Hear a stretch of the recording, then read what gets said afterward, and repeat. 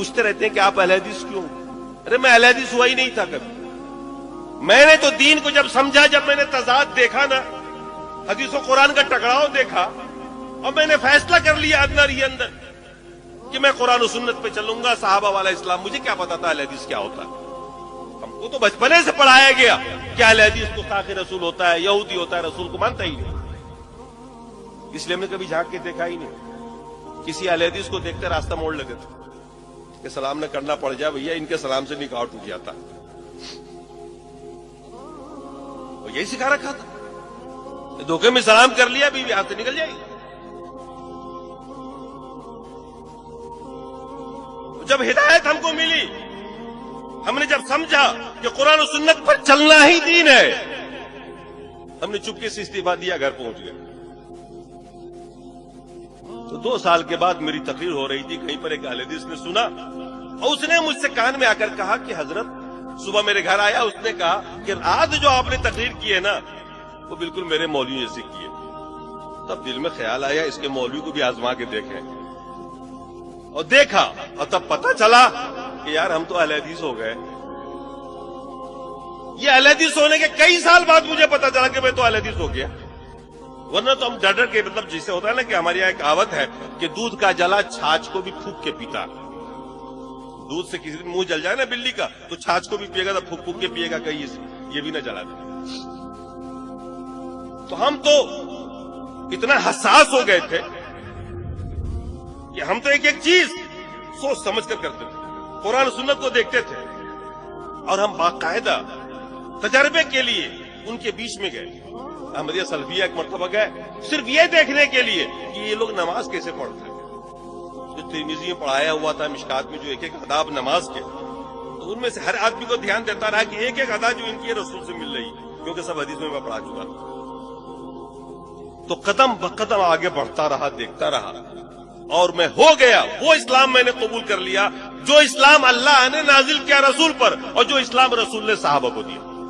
मैंने कहा मुझको इसके अलावा कुछ नहीं चाहिए, मुझे किसी की तफसीर नहीं चाहिए, किसी का बयान नहीं चाहिए। और आज अल्हम्दुलिल्लाह मैं अपना हर मसला कुरान और सुन्नत से ही हल करता हूं। हालांकि फिक़ह का उस्ताद रहा, मुफ्ती रहा, रात दिन का काम ही वही था मेरा, तावीलें करना, मसाइल को इधर से उधर करना। अल्लाह ने निजात दी, और जब मालूम हो गया कि मैं अहले हदीस हो गया हूं तो बड़ी खुशी हुई उस दिन। मैंने कहा दुनिया में मैं अकेला नहीं हूं। उससे पहले सबसे ज्यादा गम जो था मुझे वो ये था कि मैं अकेला हूं, कोई साथी नहीं है। मुझे क्या पता था कि इतनी बड़ी जमात हर जगह पर राह हक पे चलने वाली जमात है, निजात पाने वाली जमात है, कुरान और सुन्नत पर चलने वाली जमात है। यह हमें इल्म नहीं था, और उसकी वजह यह थी कि हम आपसे दूर थे, और दूर इसलिए थे कि हमारे लोगों ने यही सिखा रखा था कि उनके पास मत बैठना। और जब हुए, अल्लाह ने हिदायत दी, खुले, तो फिर मुसीबतों के पहाड़ टूटे। आज तक मेरे ऊपर सोशल बाइकाट है, लेकिन मैंने कहा कोई परवाह नहीं, जन्नत मिलेगी ना, उधर की गारंटी है ना, हो गया। रोजी का मालिक अल्लाह है। अल्लाह ने कुरान में फरमाया वमा मिन दाब्बतिन फिल अर्दि इल्ला व अलल्लाहि रिज़्क़ुहा, दुनिया में जितनी भी जानदार चीजें, रोजी का जिम्मा अल्लाह ने कहा मेरा। अल्लाह ने कहा ना, जिम्मा लिया ना उसने। आपकी जन्नत की जिम्मेदारी ली है क्या? आपकी जन्नत की भी ली है क्या?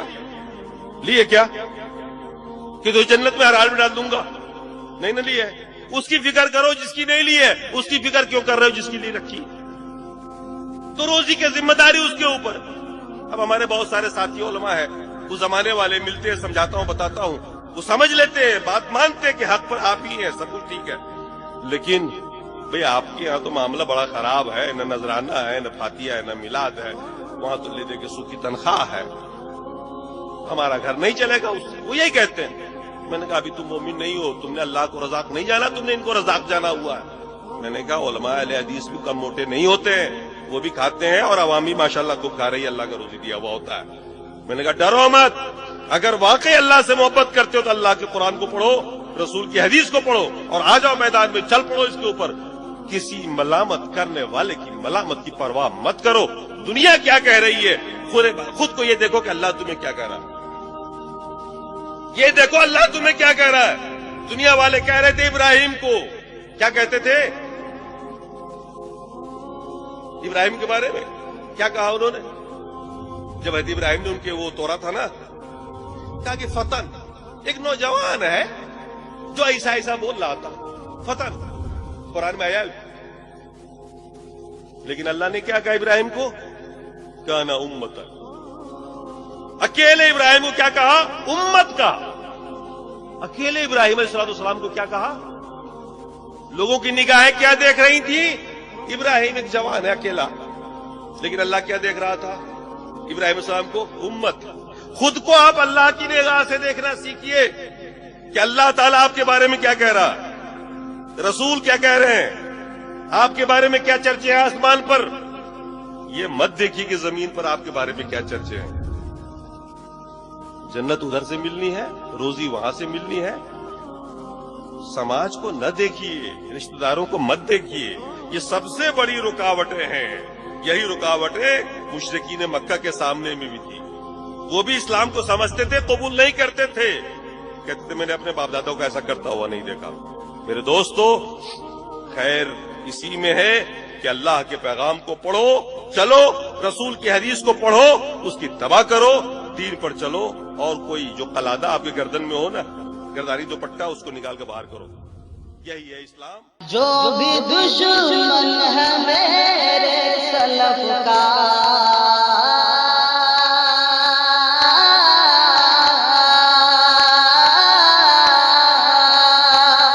जो भी दुश्मन है मेरे सलफ का, जल रहा था जला है जलेगा। मसलके सल्फियत का शरारा,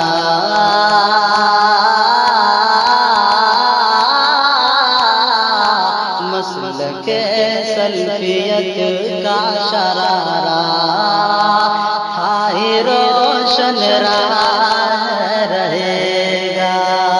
मसलके सल्फियत का शरारा, हाय रोशन रहा